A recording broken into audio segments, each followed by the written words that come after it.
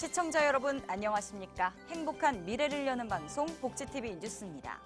중동 호흡기 증후군 메르스는 상대적으로 건강 상태가 취약한 사람들에게 더욱 발병하기 쉬운 것으로 알려져 있습니다. 그만큼 장애인과 노인 등이 이용하는 사회복지시설은 초비상 상태라 할 수 있는데요. 하지만 대책은 여전히 미흡하다는 지적입니다. 김지환 기자입니다. 코로나 바이러스 감염으로 인한 중증급성 호흡기 질환인 중동호흡기 증후군, 이른바 메르스가 우리 사회를 덮쳤습니다.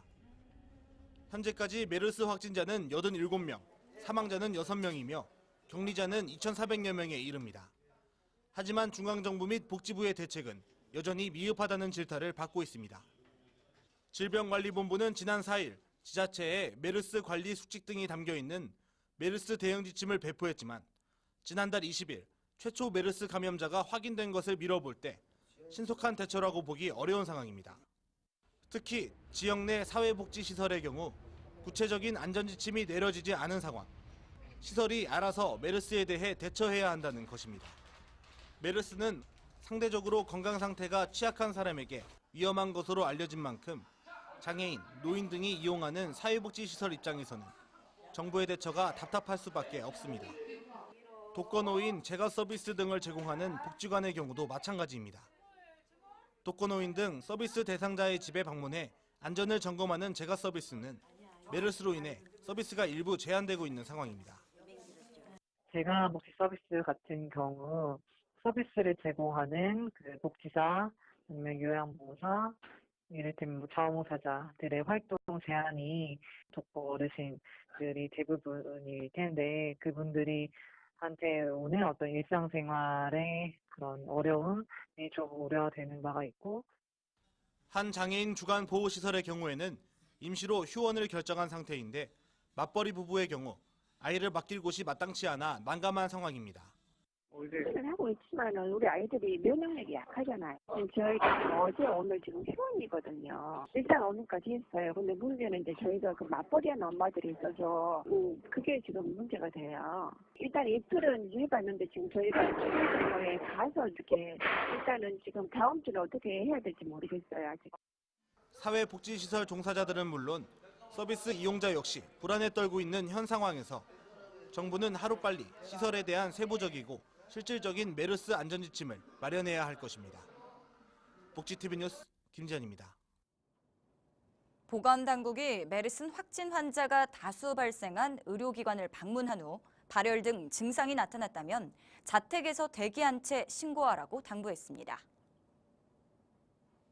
보건당국은 메르스 확진 환자가 발생한 의료기관의 이름과 지역을 공개하면서 추가 감염을 막기 위해 국민 협조를 부탁했습니다.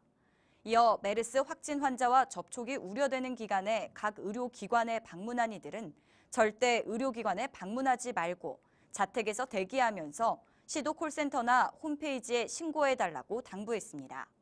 메르스 콜센터 번호는 043-719-7777이며 지방자치단체 콜센터 번호는 각 지역 번호를 누른 후 120으로 신고하면 됩니다. 메르스에 대한 불안감으로 몸이 조금만 으슬으슬해도 걱정이 앞서는 분들 많을 텐데요. 감염 예방을 위해 간단하지만 아주 중요한 생활 속 에티켓을 김소영 기자가 정리했습니다.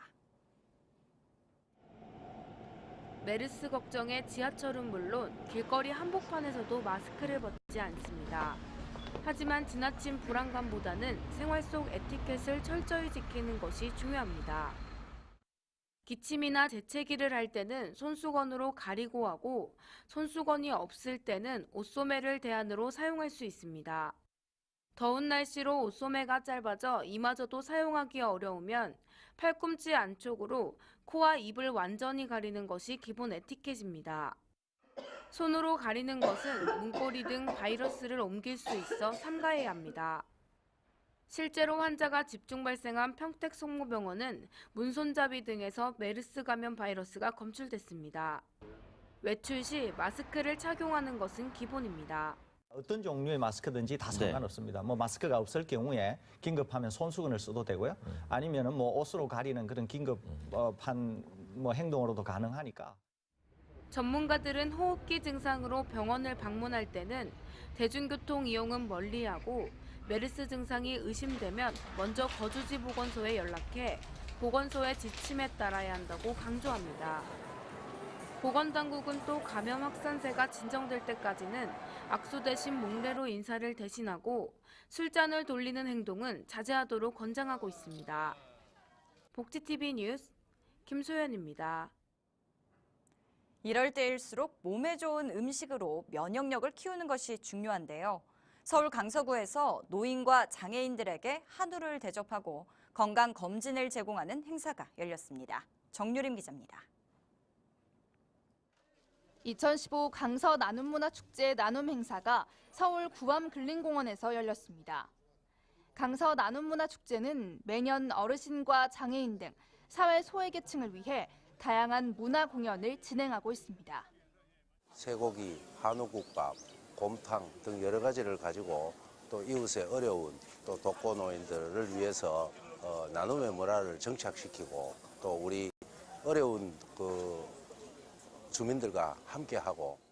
강서구 지체장애인협회가 주관한 이날 행사에서는 장애인, 독거노인 등 소외계층과 기초생활수급자를 대상으로 한우 점심 식사를 제공했으며 식사 후에는 어르신과 장애인들을 위한 내과, 치과 건강검진이 무료로 이뤄졌습니다. 우리 장애인분들이 가장 어려웠던 건강 문제, 또 문화 문제, 또 같이 소통의 문제, 이걸 한 방에 다 해결하기 위해서 시작을 했습니다. 그래서 뭐 치과병원이라든지 내과 검진, 또 한우협회가 함께하는 식사 문제, 그다음에 문화 공유까지 했어요. 그래서 하루만이라도 정말 즐거운 날을 만들자 해서 취지를 갖고 시작을 했습니다. 한편 이날 행사에는 김성태 새누리당 의원, 김정록 의원, 김홍길 전국한우협회장, 변경현 한우자조금관리위원회 부위원장, 박마루 서울시의회 의원과 지역주민 100여 명이 참석했으며 개그맨 황기순의 사회로 가수 송봉수, 함영지, 박진도의 공연이 펼쳐졌습니다. 복지TV 뉴스 정유림입니다. 요즘 재능 기부가 확산되고 있는데요. 이 재능 기부에 착안해 정부가 도입한 마을 변호사 제도가 어느덧 시행 2년이 됐습니다. 지역 주민의 이용이 늘고 있긴 한데 개선해야 할 점도 적지 않아 보입니다. 박정인 기자입니다. 지난해 여름 강화도에 사는 A씨는 마당에 심은 감나무 때문에 이웃 주민과 얼굴을 붉혔습니다. 감나무 가지가 이웃집 담벼락을 넘어가자 이웃집에서 나뭇가지를 잘라버리겠다고 한 겁니다. 고민하던 A씨는 마을 변호사에 SOS를 쳤습니다. 변호사는 양측이 받아들일 수 있는 해결책을 제시했습니다. 나뭇가지를 자르기보단 그 가지에 달린 감을 이웃이 따먹게 하는 방안이었습니다. 덕분에 A씨는 감나무도 지키고 이웃과의 불화도 해소했습니다. 이처럼 전국 1,400여 곳 읍면에서 무료 법률 상담 서비스를 제공 중인 마을 변호사는 도입 2년 만인 이달 현재 1,500명에 달했습니다. 전체 개업 변호사 10명 중 1명이 마을 변호사로 활동하며 재능 기부에 동참하고 있는 것입니다.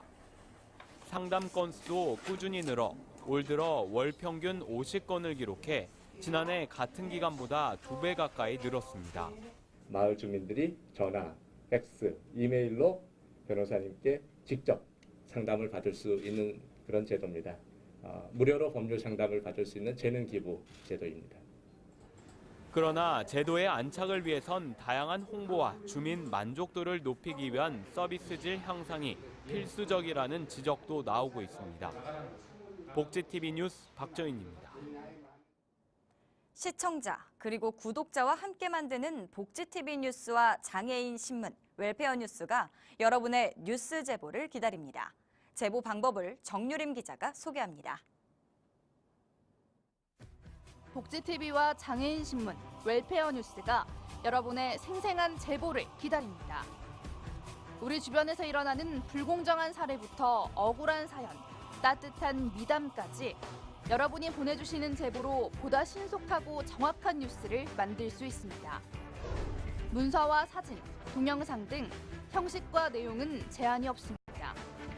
제보는 유선전화 070-7733-7245, 전자우편 WBC 뉴스 2012, gmail.com으로 하실 수 있습니다. 여러분의 많은 참여 바랍니다.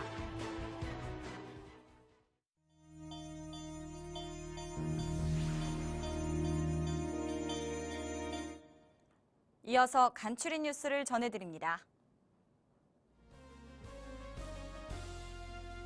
앞으로 한부모 가족과 파독 근로자에게 공공건설 임대주택을 특별 공급합니다.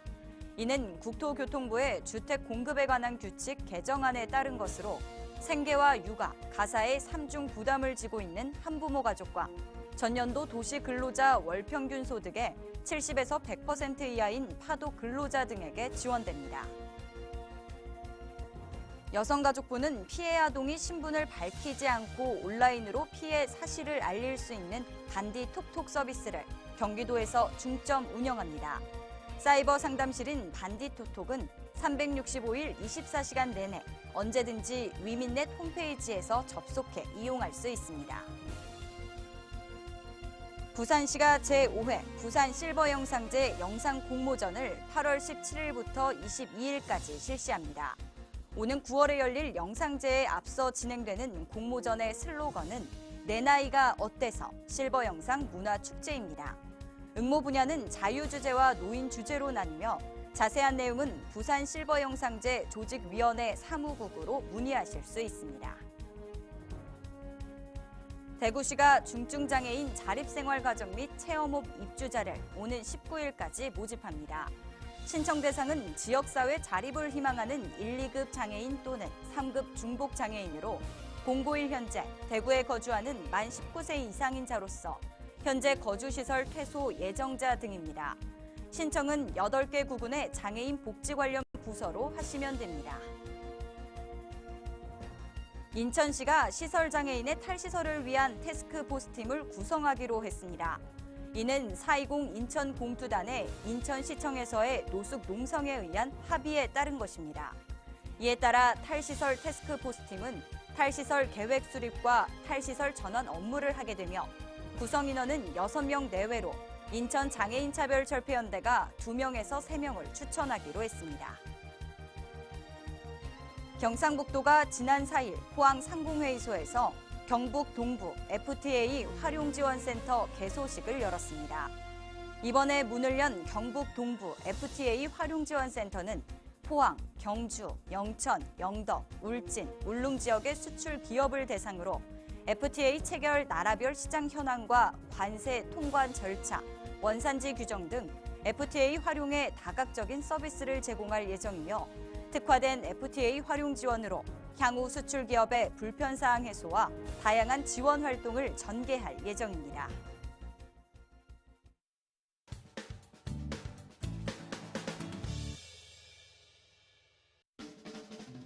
한 주간의 사회복지 행사를 한눈에 알려드리는 시간 복지 게시판입니다. 푸른나무 청해단에서는 학교 폭력으로부터 우리 아이를 지키기 위해 우리 아이 지키기 서포터즈를 모집합니다. 블루맘 캠페인은 학교 폭력으로부터 우리 아이를 지키기 위해 학부모와 푸른나무 청해단이 함께하는 비폭력 문화 캠페인입니다. 자세한 사항은 푸른나무 청해단으로 문의하시기 바랍니다. 굿 닥터스 나눔단에서는 경북 포항시 2015 찾아가는 농촌마을 의료봉사 참여 재능 나눔 봉사단을 모집합니다.